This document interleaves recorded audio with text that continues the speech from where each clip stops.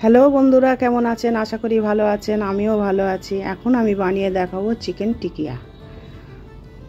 প্রথমে মাংসটা পেস্ট করে নেব, কিমা বানিয়ে নেব মিক্সির জারে দিয়ে। তারপরে পেঁয়াজ, ধনেপাতা, গোলমরিচের গুঁড়ো, জিরের গুঁড়ো, কাশ্মীরি লাল চিলি, কাশ্মীরি চিলি, কাঁচা লঙ্কা, একটু হলুদের গুঁড়ো, লেবুর রস, আদা রসুন কাঁচা লঙ্কা পেস্ট, জিরে মরিচ পেস্ট, বেসন দিয়ে দেব।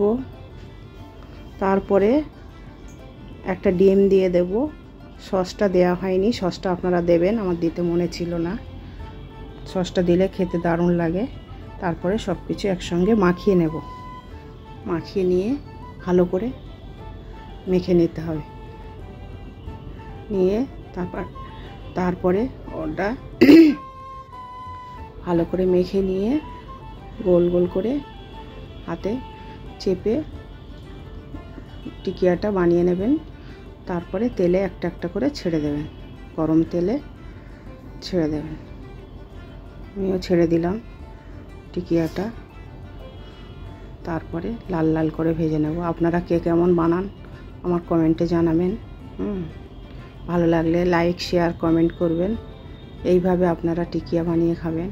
আর তারপরে এটা উল্টে দেব। উল্টে দিয়ে একটু এক পিঠ লাল হয়ে গেলে আর এক পিঠ ভালো করে লাল লাল করে ভেজে নেব। তারপরে তেল ঝারিয়ে আস্তে আস্তে তুলে নেব। তারপরে এর সঙ্গে একটা ধনেপাতার পেস্ট বানিয়ে নেবেন, ভালো লাগবে। ধনেপাতা, টমেটো সস, নুন, আদা রসুন কাঁচা লঙ্কা আর লেবু রস দিয়ে একটা সস বানিয়ে নেবেন। চাটনি বানিয়ে নেবেন, ধনেপাতার চাটনি বানিয়ে নেবেন, ভালো লাগবে খেতে। ওটা বানাতে বেশিক্ষণ সময় লাগে না। ওটা খেলে পেটেরও উপকার হয়, খেতেও ভালো লাগে, দারুণ লাগে। আপনারা এইভাবে বানিয়ে খাবেন।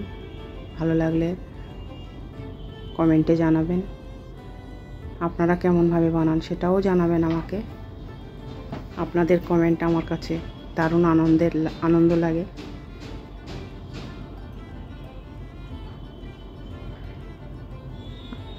একবার ভাজা হয়ে গিয়েছে, আর একবার দিয়েছি।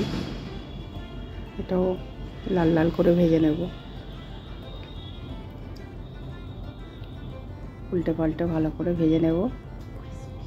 হ্যাঁ, ক্রিস্পি করে ভেজে নেব।